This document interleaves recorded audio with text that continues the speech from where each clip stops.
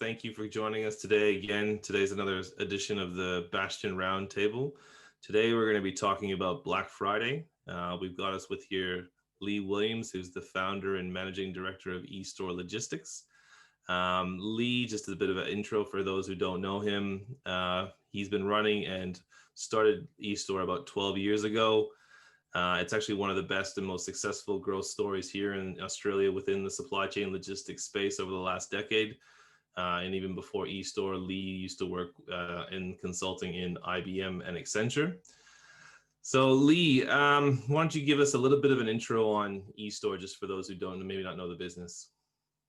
Sure. Thanks, and great to be chatting with you virtually today, Tony.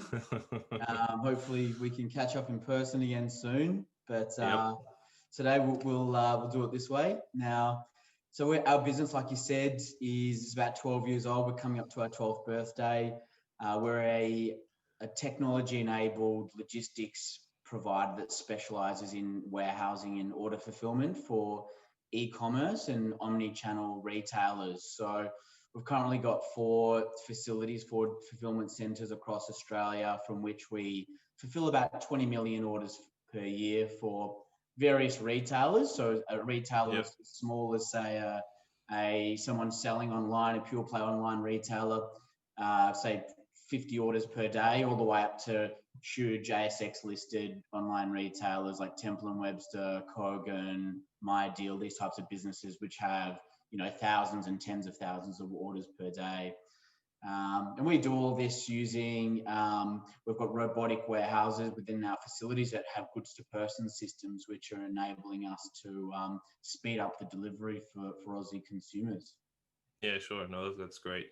So look, we're here to talk just to have a discussion around Black Friday. And for us, and my own personal interest was, the shift from bricks and mortar to omni-channel retail or e-commerce solutions, and specifically in supply chain, had been happening for a long time, over the last couple of years. But with COVID, it's definitely put an accelerant to that process. And you see a lot of businesses who were either prepared or a lot of businesses who weren't prepared for it, really trying to catch up. And so it's definitely an interesting topic. And then you combine that with the large event that is Black Friday. I think it's the 27th of November this year. It's definitely an interesting topic to kind of hear from an expert in the space around what does that day actually involve, right? Like, what is it like on the ground? What is it like for businesses that services retailers in that space? So that's really kind of what we're going to be talking about. Where I wanted to start, Leigh, was what was the first Black Friday like for you at eStore? I mean, obviously it's going to be a lot different now from day one, but what was your first experience? Can you give us a bit of background on that? Sure. So Black Friday's been a really big sales event overseas in the US for quite some time. Now, Australia only adopted this sales event a few years ago. So it's probably really only about 3 or 4 years ago now that we sort of saw our first Black Friday, Cyber Weekend and Cyber Monday, where volumes started to increase over that period. And what we started to realize from 3 or 4 years ago is that it was really just bringing forward a lot of these Christmas sales events. Usually we were finding it was the start of December that online retail was really starting to pop. Now, with Black Friday, the volumes were starting to come a little bit earlier. So as early as the 22nd of November, depending on the year, or as late as about the 29th. But our first one wasn't a huge peak, not like, for example, what we've seen last year or even the year before that. Okay, no, that's interesting. I mean, you talked about lessons learned. Was there any, and not to put you on the spot and suggest you guys aren't an able service provider, but did you ever have any? I always ask people for horror stories or, the worst interaction. I mean, there would have been some, as you said, lessons learned that were pretty drastic as well. Anything you can kind of share to give us a light around what it was like and maybe how you've rectified that? Sure. So forecasting and planning are like the most important thing for these peak periods. So we start our planning actually in July for each peak period, and our planning consists of a number of different things, and it starts with actually working through forecasts with customers on how much they're purchasing from their suppliers. And then from there, we're working out how much storage is required within our warehouses to then, and then we've watched that also against what their sales forecasts are. So you might have a client saying, a retailer saying they're going to bring in 100 shipping containers. They expect to do 1,000 orders per day. And we've got all this data in the background that we can look at what does that look like from a storage perspective. But one lesson is working over capacity is a very difficult situation. You lose huge efficiencies. Sure. So making sure you've got a capacity from a warehouse perspective is super, warehouse utilization perspective is super important. Yep. But also looking at your equipment utilization and your staffing levels. Now, from an equipment utilization perspective, that's as simple as, how many RF guns have you got, how many packing trolleys you've got, how many packing tables, how many forklifts. When it comes to automation, your conveyor systems and robotics and that sort of stuff. And then what do your teams look like? Now, to scale to these types of periods, a lot of businesses will bring in casual labor or temporary labor for that period to meet that spike. But what often is overlooked is the leadership structures to do that. Now, for regular season within a warehouse, we'll have leadership structures which cover, 2 shifts usually in a warehouse. Now, a business can go out there and increase the number of heads to go to 3 shifts. But if you don't have the right leaders in place to perform the necessary training, to perform the necessary, assistance and leadership during those shifts, those sort of things fall over. And it all really ties in. If you don't have the right number of people, you don't have the right amount of equipment for your forecast, you're going to start falling behind in volume, and it's just a domino effect from there. Yeah, so, sure. Do you see your original question though, Tony? The worst experience is getting a dud forecast from a client. And that client essentially sending us 3 or 4 times what their forecast suggested, and that really sent things into mayhem. Yeah. Okay. All right. I can see that. Absolutely. Reducing the efficiencies or actually just allocating the right resources to the right customer can be an issue as well. You touched on a point there that I wanted to raise. With Black Friday being so close to the peak period around Christmas, specifically, obviously in Western markets, do you have issues around resourcing or availability of resourcing when it comes to people too? Right, because we're getting close to or in peak period now. How do you forecast or how do you prepare for that from a personnel perspective, because it's so close to the Christmas period as well? Does it bring challenges with that as well?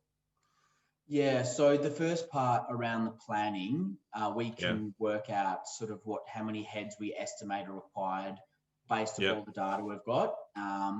But then it's actually resourcing it. And the labour market does dry up at these periods of time because, our business is not the only business which is experiencing peak in volumes. It's across the board. So, there's a few different ways that we need to mitigate the risk against that. We use a number of different labour hire agencies, obviously, to help us out. And we actually provide our forecasts through the labour hire agencies and set up commercials with them to ensure that they're able to meet the minimum requirements that we're forecasting.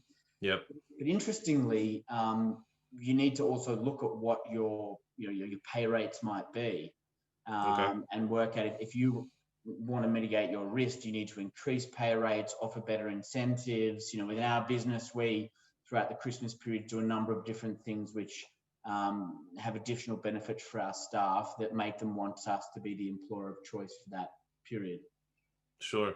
And I guess that kind of ties into the next thing I wanted to talk to you about, and not just necessarily Black Friday, but you guys have gone live with the AMRs recently here and probably been the market leader here in Australia when it comes to technology. And can you just give us, the audience who's listening around a bit of an idea as to how not only that tech supports the efficiencies and improvement around fulfillment rates, but also in a situation like Black Friday, it enables you to cope in a much more efficient manner. Can you give us a bit of context on that? Sure. So this type of automation, the main benefit it brings is it increases the speed in which you're able to fulfill an order and get it with a carrier. Now, Yep. in our experience, when you've got a manual operation, with that manual operation, if you have a later cutoff time for same day fulfillment, that means you might be reducing the number of batches of work that you're doing. And by Yep. reducing batches, you inherently increase cost. Okay. E-commerce typically in Australia has, up until recently, been a battleground based on price. Consumers have gone online because they can find the lowest cost. And what we're finding now is consumers are now demanding more convenience, and retailers need to find this balance between convenience and cost, because we all know if it's totally weighted towards convenience, the cost goes up dramatically. That's what that balance is. Now, this AMR solutions enabled us to push the needle back from about a midday cutoff for same day fulfillment, which is cost effective, back to a 4 p.m. cutoff for same day fulfillment. And the reason for that is batching of the work is not really an issue that we need to overcome, because we've got these robots which are essentially moving around storage shelves and optimizing the locations of those storage shelves within the system, and using AI and historical data matching to work out the best way to organize them and to bring that stock out to the user, who's then picking, packing and loading it onto a truck for delivery. Yeah, sure. Okay. What about in terms of, we talked about, the more integrated you can become with customers and forecasting and planning to give you that future sight around what the demand's going to be. But I would suspect that you would have customers who are late, who are behind schedule when it comes to providing the necessary information.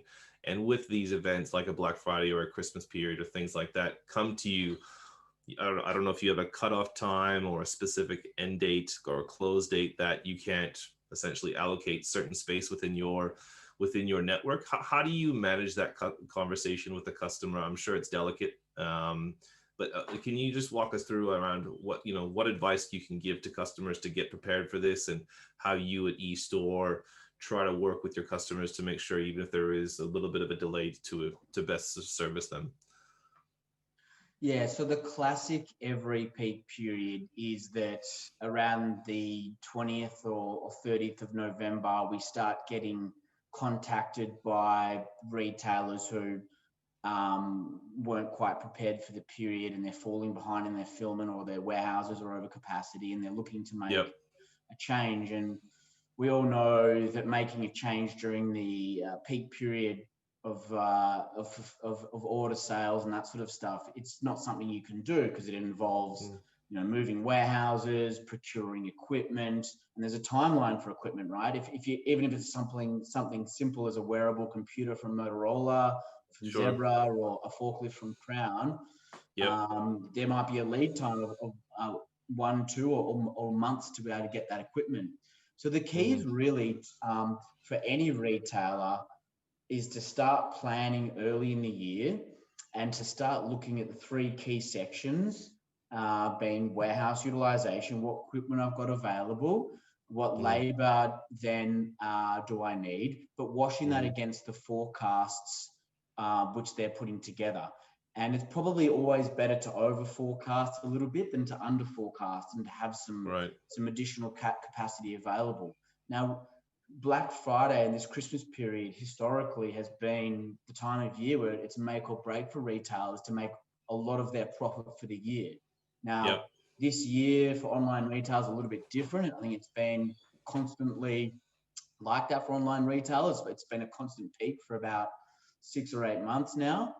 But obviously COVID's going to fall away at some point, and we hope. And next Black Friday, we expect a it to be a much higher peak, right? So it's all Right. about that planning to meet those volumes, because you don't want to upset your customers with late orders and that sort of stuff. Sure. Well, I guess the last thing I wanted to end with today, Leigh, was just around, if you put your futurist hat on, if you were to predict, 5, 10 years from now in terms of what the supply chain logistics space would look like, specifically when it comes to retail and e-commerce and omni-channel fulfillment, what do you see any kind of future trends, or what would you predict that we can anticipate to look to see? Yeah, sort of looking sort of that horizon. I Yeah. guess there's two key things which are a lot of talk about, but probably considered quite futuristic at the moment, and Sure. that's autonomous delivery vehicles.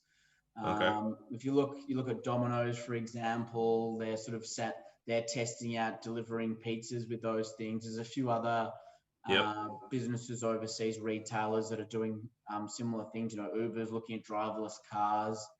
Mm-hmm. And then the other one being drone deliveries. We're seeing in some areas around the world, the aviation bodies are starting to ease restrictions in certain area. You've got in some countries medical stuff being delivered by drones. Yep. You've got areas of the UK at the moment where drones are doing deliveries for Amazon. Mm-hmm. I think that's something that is going to become a reality at some point. Yep. Yep. And is really exciting. You're gonna need the helipad mark on the top of your DCs, the big H, right? So a ship can land and pick up the goods and send it off or something like that. So yeah, okay. Well, look, again, I really appreciate the time, Leigh, you taking to speak to our audience today. I thought it was pretty insightful, just in terms of how to prepare and how to get ready and what to do and what not to do around Black Friday. So thanks again for coming along. For those who have watched, if you have any comments or questions, you can leave them in the comment section below. I'm sure you can reach out to Leigh, maybe not too much, but a little bit if you have any questions as a client or customer for future needs. Feel free to do so too. And yeah, thanks for coming along. Have a great day. Cheers, everyone. See you guys. Thanks, Tony. Bye.